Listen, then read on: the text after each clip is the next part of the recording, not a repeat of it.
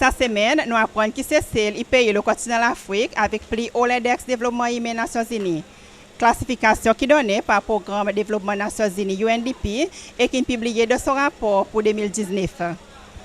Toujours cette semaine, représentant résident UNDP pour Seychelles, Mme Amanda Serumaga, qui officiellement présente ce rapport avec le gouvernement Seychelles, c'est à travers le ministre pour la Santé, M. Jean-Paul Adam, par des cérémonies qui se fait à l'hôtel Savoy. Dans News Extra, nous pouvons apprendre quoi exactement sa catégorie très haut et qui c'est l'accomplissement veut dire d'abord pour UNDP et aussi pour Seychelles. Fait ou confortable et bienvenue pour suivre. It's our view that the events shaping the global narrative currently are a distillation of the intertwined challenges that will come to define the 21st century, primarily driven by inequality. Societies are under strain of the economic assumption that inequalities are best measured in monetary terms. Going beyond income inequality will require challenging the social and political narratives and norms embedded within our nations. Nearly 30 years ago, the first Human Development Report captured the attention of the global development community by offering a different way, beyond income, of seeing the world and measuring what is meant by progress. Understanding inequalities requires looking beyond income, beyond averages, and beyond today. This report is the 26th in the series and looks at inequalities in human development. Before we get into the details of the report, let me begin by just reminding us of what it is that it measures. It's a summary measure for assessing long-term progress in three basic dimensions of human development: a long and healthy life, access to knowledge, and a decent standard of living. A long and healthy life is, of course, measured by life expectancy. Knowledge level is measured by the mean years of schooling amongst adults, and the standard of living is measured by the gross national income. There's also a couple of other indices that would be of interest to you. The first is the Inequality Human Development Index, which takes into account inequality in all three dimensions of the HDI by discounting each dimension average value according to its level of inequality. The loss in human development due to inequality is given by the difference between the HDI and the IHDI and can be expressed as a percentage.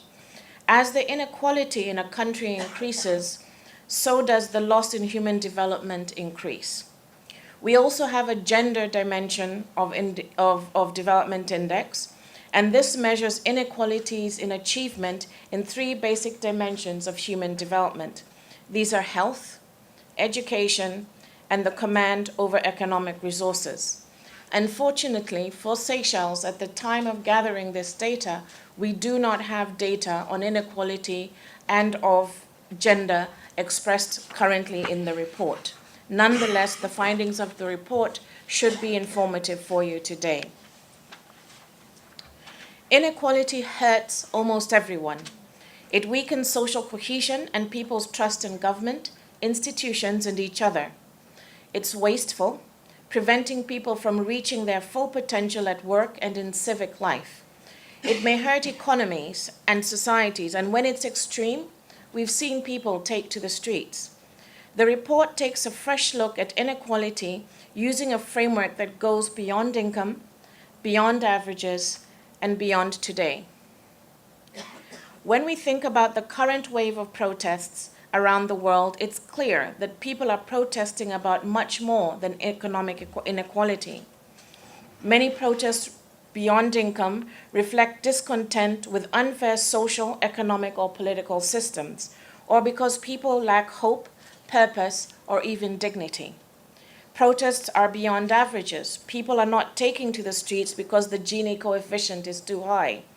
And yes, some are concerned about inequality within a country, but others care more about inequality within cities, within households, and between groups of people. And protests are happening about things that matter beyond today. People are worried about the future, particularly under the shadow of the climate crisis and technological transformations in our economies. While many people are stepping above minimum floors of achievement in human development, widespread disparities remain. This report has 5 key messages. Here's the first. The start of the 21st century has seen remarkable progress in reducing extreme deprivation, but gaps remain unacceptable in many areas. Indeed, progress is bypassing some of the most vulnerable, so much so that the world is not on track to meet the Sustainable Development Goals. Still, almost 60% of people in the lowest human development countries do not even have a primary education. A new generation of severe inequalities in human development is emerging, even if many of the unresolved inequalities of the 20th century are declining. The second message, therefore, is that inequalities in human development are taking new forms this century. The report paints a picture that seems true almost everywhere: a slow narrowing of inequalities in some basic areas and a widening in others that are rapidly becoming essential for the 21st century life. Inequalities in basic areas linked to the most extreme deprivations are shrinking, in some cases quite dramatically, such as global inequalities in life expectancy at birth. But as the world focuses on these, other gaps are widening further up the ladder of progress. Here are 2 examples.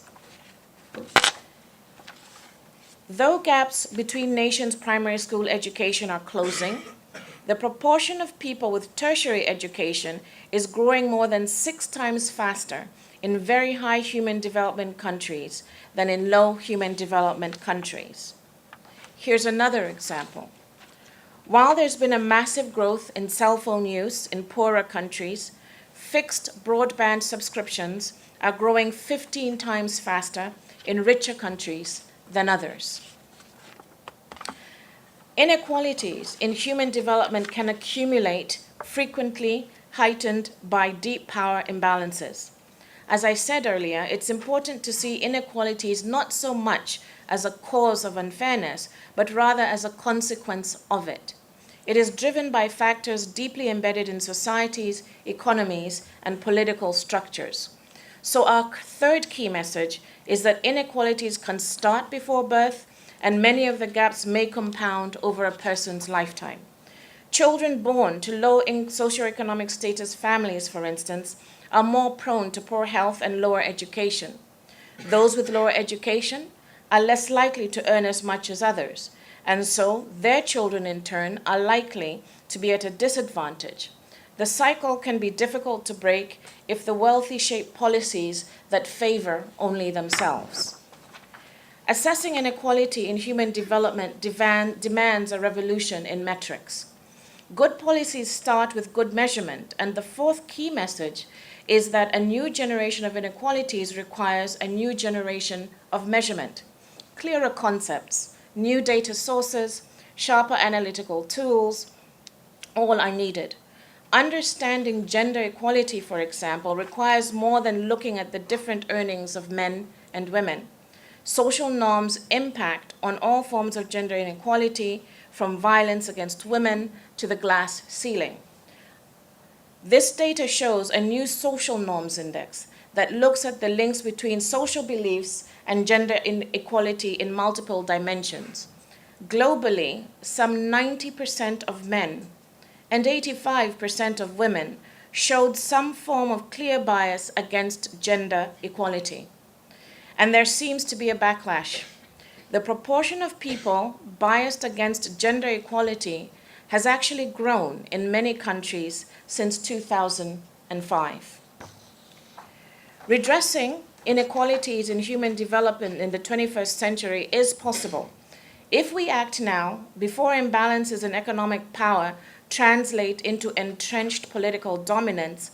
Improvements in some equalities show its progress is possible.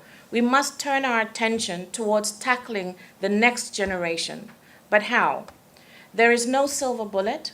We need a set of policies. Inequality is a systemic problem, and so of course it requires a systemic response. The report outlines different kinds of policies using 3 broad principles. First, we should continue to pay attention to closing the gaps in basic areas. But there's also a need to stop gaps from opening in the next generation of inequalities. This requires going beyond business as usual. The second is long-lasting solutions to inequality must get beneath the surface and tackle imbalances in power.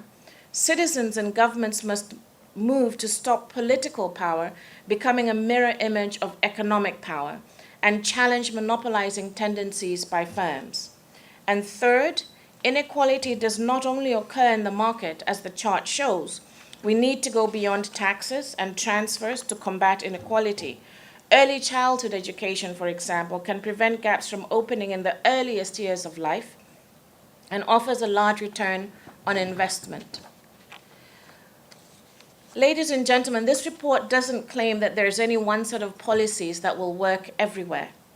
It also recognizes that action is complicated by uncertainty around the future, in particular the climate crisis and the impact of massive economic change from new digital technologies.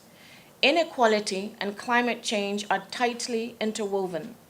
Those least responsible for the climate crisis are more exposed, more vulnerable, and will shoulder more of the burden, from depressed crop yields to rising sea levels to potential conflict.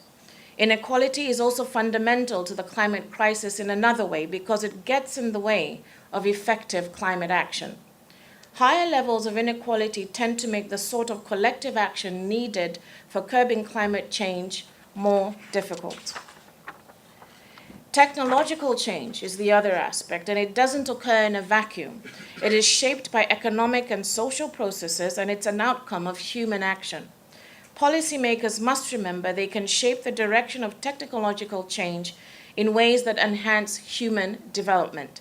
For instance, artificial intelligence might replace tasks performed by people, but it can also reinstate demand for labor by creating new tasks for humans.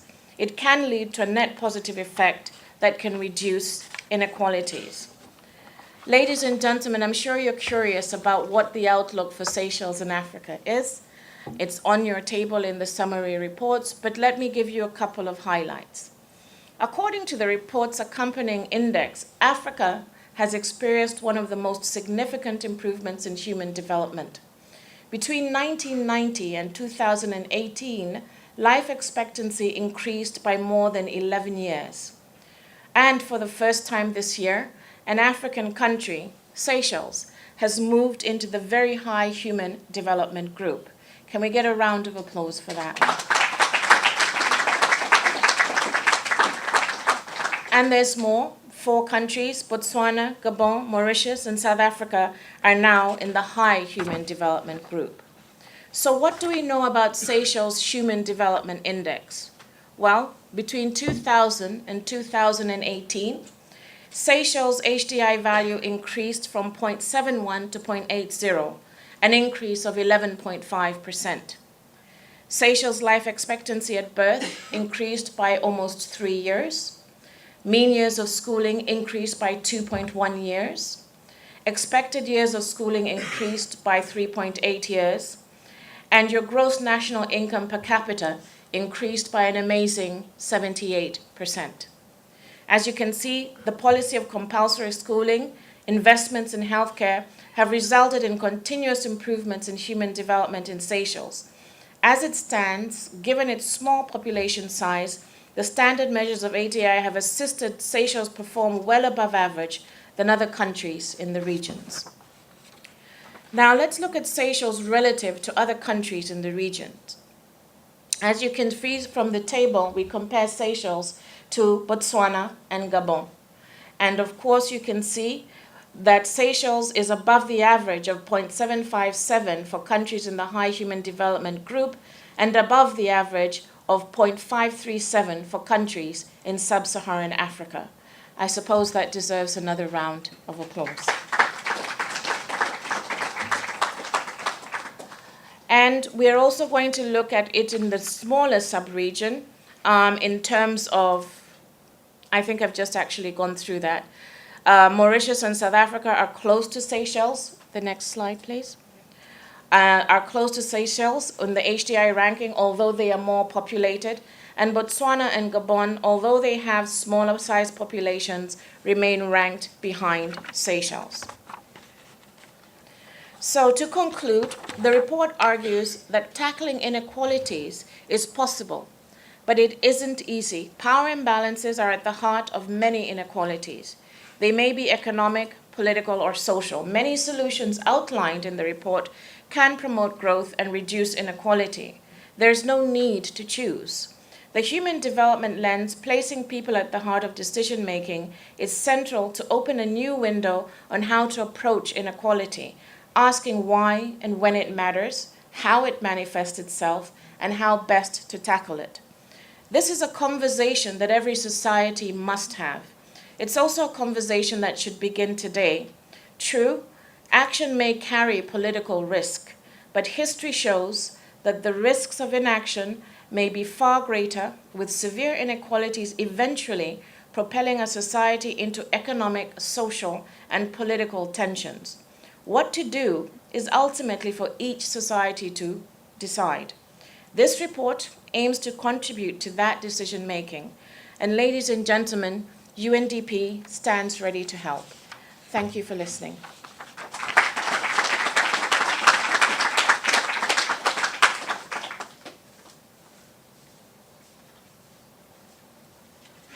It's a great pleasure for me to be representing President Danny Faure, as well as the government, to present the report today, which marks the occasion where Seychelles becomes the first African country to achieve very high human development. And I think we've clapped once, it's worth clapping a second time. This achievement is something worth marking, not because of increases in income, which have been substantial, as have been presented already, but because this report is truly about assessing development in all of its aspects. This report was first introduced, as we all know, in 1990. And this approach, led by UNDP and the United Nations system, paved the way towards a new way of looking at human well-being. The approach was focused on expanding the richness of human life, not in terms of income, but focused on people, their opportunities, and the choices that they make at different points in their life. So it is very much in terms of the spirit of this report to go beyond income, to go beyond just measuring the rupees and the cents that somebody takes home at the end of the month, but to look at the choices and the opportunities that that person has at birth, when they reach maturity, and the chances that they have throughout their life. This principle of enhancing the choices and the opportunities for individuals in our population is at the center of the people-centered development that the government has always sought to underscore. This report that we are launching in 2019 and previous reports further validates the vision that the government has adopted towards advancing the socio-economic development of the country and its people, and which has been focused since independence very much on looking at the social sectors such as health and education as the building blocks which allow other economic development to take place. As Minister of Health, I recently attended a meeting of African health ministers from small island states in Cape Verde. And one of the questions that was asked by somebody who's from a non-island state is that why do the small islands tend to also have generally a higher development index compared to other countries? And there is one thing in common among many of those small islands, is that we have invested in health and education at the forefront. And even at times where sometimes economic growth was not very strong. But by putting resources in health and education, you create a platform for growth in the future, and one which is likely to be more sustainable. Gender empowerment is a critical aspect of this report, and it is a critical aspect also in relation to government's achievements.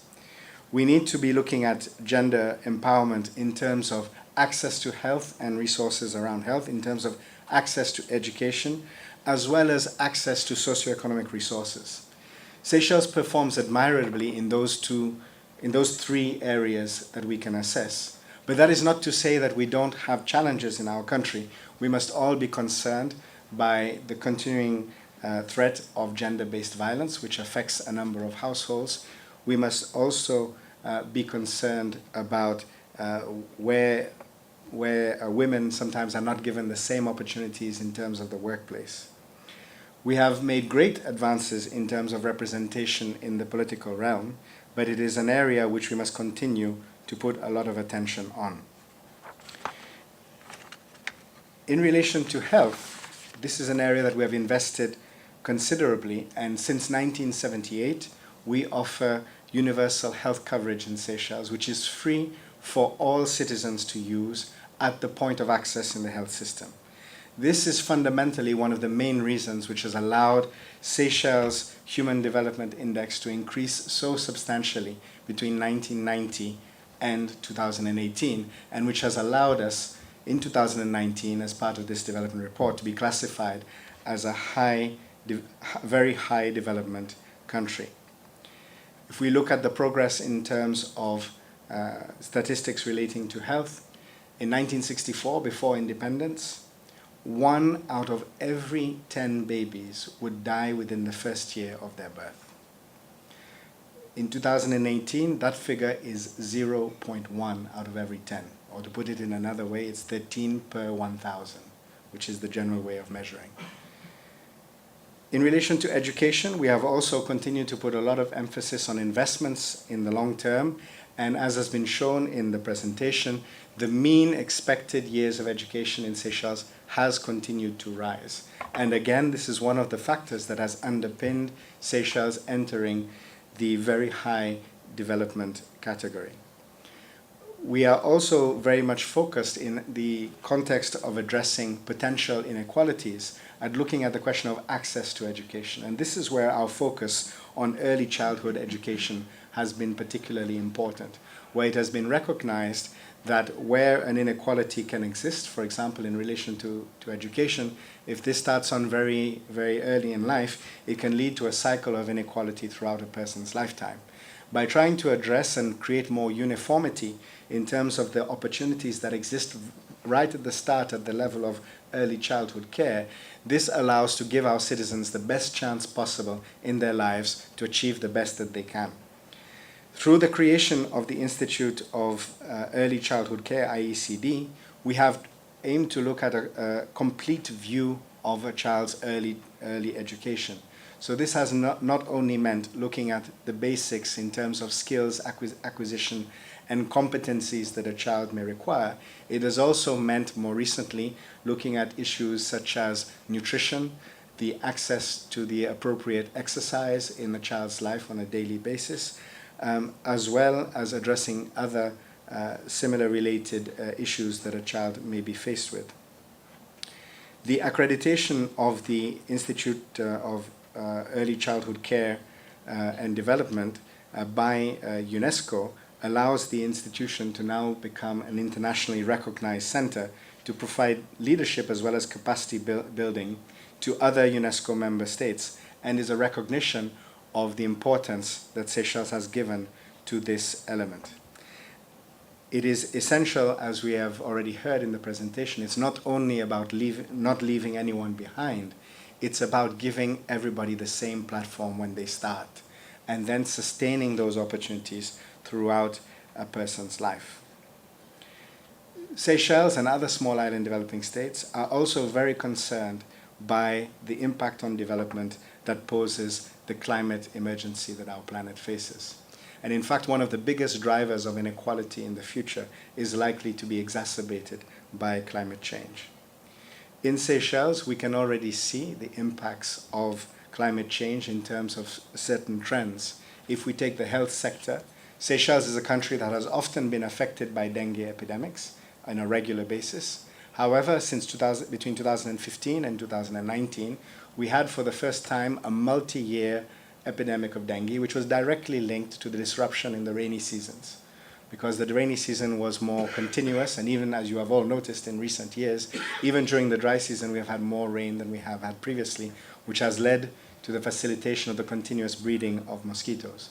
I'm very pleased to say that in 2019 the dengue epidemic is now under control, but this is an illustration of how resources that we've had to dedicate to controlling dengue over 4 years, which previously would only have to be mobilized for a few months at a time, diverts resources away from, for example, preventative and primary health care into essentially epidemic management.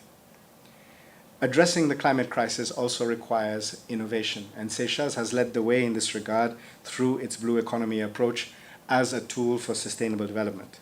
We have led innovations, for example, through a debt for nature swap, which has allowed for sustainable reduction in our debt and also created new proceeds to be reinvested in environmental conservation and management. We believe addressing the issue of debt among developing countries, in particular small island developing states, is one of great urgency, and Seychelles itself had to deal with this matter quite painfully as part of our restructuring exercise since 2008. As a small island developing state, our access to concessional financing is also reduced. And I will quote my dear friend Peter Sino, who always reminded us that when a small island country is building something, it costs more per capita. So it's a question of not only looking at the fact that we may have a higher GDP or higher GNI per capita, but to look at what those costs mean in relation to new infrastructure. And most of this infrastructure cannot be made smaller to meet our requirements. And again, to quote Peter, you can't make half an airport just because you are smaller. The airport has a minimum size, the port has a minimum depth, the access to internet through undersea fiber cables depends on core infrastructure, which costs the same, and we have to divide that cost among a smaller number of citizens. But the blue economy approach is one which we have sought to address some of these issues of access of finance, including through a Blue Bond initiative, which has allowed us access to funds that are on the international market, but are on a concessional basis through the support of the World Bank. And this allows us to give more opportunities also to small and medium enterprises, for example, in the fisheries sector, and to allow them to invest those proceeds in a way which generates income for the population, but which also addresses the sustainable needs of that sector. And therefore, all investments have to be in relation to the Fisheries Development Plan. We are very pleased to note from the 2019 report of the great advances that have been made in the African continent as a whole. And these advances have been made by increased political and economic stability among African countries, as well as a determination to address the continuous inequalities that have driven aspects related to poverty, hunger, and other conditions that affect the human condition. So, ladies and gentlemen, Seychelles is very proud that it has achieved the status of entering the very high Human Development Group. It's a recognition of the work that has been done by many Seychellois in a number of sectors to bring about positive change, which has really impacted on our populations. We are continuously concerned about the question of inequalities, and it is important that we continue to work with the National Bureau of Statistics and other partners to be able to better define the aspects of inequality that affect our society. We note that the new Human Development Report looks at inequality in an inclusive manner. So it is not only a question of income, it is a question of looking at access to services, access to infrastructure, and access to life chances. In that context, we are confident that in future versions of this report, because I believe that some of the data is not available for this one, we are very hopeful that the fact that Seychelles offers free and complete access to education will reflect the great advances that we have made, that we offer universal health coverage to all citizens free at the point of use, that over 96% of our households are connected to electricity and over 97% are connected to treated water. And all of those accesses to infrastructure, facilities, and services give us as Seychellois citizens one of the best chances we have in life to succeed. And we must continuously look at the question as well, alongside those questions of access, with the question of income inequality, and assess them in relation to specific measures that we have taken recently, such as moving towards a progressive income tax system, which have helped to better share the burden among employed persons within our country, and also create a framework to better assess the level of income inequality. With these questions in mind, we are delighted to have the chance to join the UN family in the launching of this report. It is a moment for us to congratulate all those who have contributed towards achieving these results, as well as all those who have worked to generating the required information that has gone into the report. And I think the final point in relation to the access of this information is that we very much hope to continue to receive support from the United Nations and other partners to be able to address the data gaps that still exist. I know that we have recently held, for example, very interesting meetings with the United Nations Economic Commission for Africa to align, for example, the Sustainable Development Goals with the Agenda 2063 goals for the development of Africa. And by doing so, we are aligning our own national development plans to the achievement of those goals, and also the reporting on an annual basis in relation to those goals, I think will help us to address future versions of this report and address in a more systematic manner the questions that abound and should continue to abound around inequality, access to resources, and access to opportunities. Thank you very much, and I wish you a very fruitful day, and we are very pleased to launch this report on this occasion and to celebrate Seychelles' achievements. Thank you. Des les autres copies sa rapport aussi présenté avec secrétaire principal pour le département planification économique, Madame Elisabeth Agatine, et chef exécutif Bureau statistique national NSB, Madame Laura Tim. Sa cérémonie termine avec un débat sur le rapport développement IME 2019 avec l'emphase le bon point qui est relevant pour ceci là. It means at least two things. First of all, it means that it's possible, and it's possible for the African continent. I think what Seychelles has done, particularly as a small island developing state, is it's demonstrated that if you invest in human development, you have free tertiary education, you have free healthcare, you have almost 96% access to electricity. All of these things, when put together, result in human development, and for Seychelles in particular, it's resulted in high human development. So, of course, the government of the Seychelles, and over the course of the 10 years that this has occurred, is to be commended for this achievement. Sometimes as citizens, and even when we listen to politicians, even though the country achieved these high standards, it's not really felt on the ground. How would you advise people maybe to look at the facts? I think that you're correct, that sometimes it's not easy to translate policy into how does it feel on the ground. I can tell you that as someone who has visited Seychelles over the course of 6 or 7 years, the difference in terms of your infrastructure, the fact that you continue to access certain goods and services, the fact that you have sort of digital transformation going on in terms of access to the internet and so on, these are the things that all add up towards human development. Let's remember that the index measures 3 key things. It measures longevity of life. We know that Seychellois people are living longer. I would hope at an individual level you feel it, that people are living longer.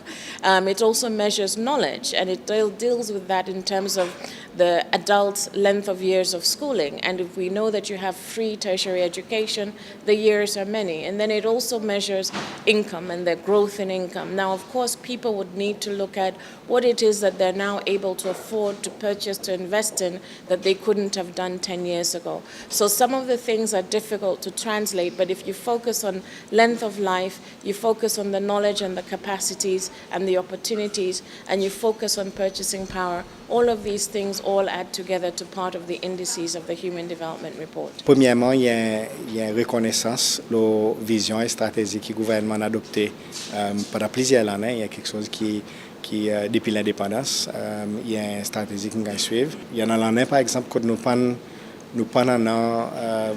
beaucoup de croissance économique. Il y en a l'année que nous avons certaines difficultés économiques, mais nous toujours mettons l'investissement dans l'éducation et dans la santé. Et ça a une plateforme qui nous permet d'acquérir une quantité quelque chose. Et ça qui ça rapport montrer l'État mettre ça l'investissement bonheur dans ça bon élément, il donne nous un bénéfice à long terme. Et le gouvernement actuel, en bas président Ford, il fait un engagement nouveau dans sa même stratégie.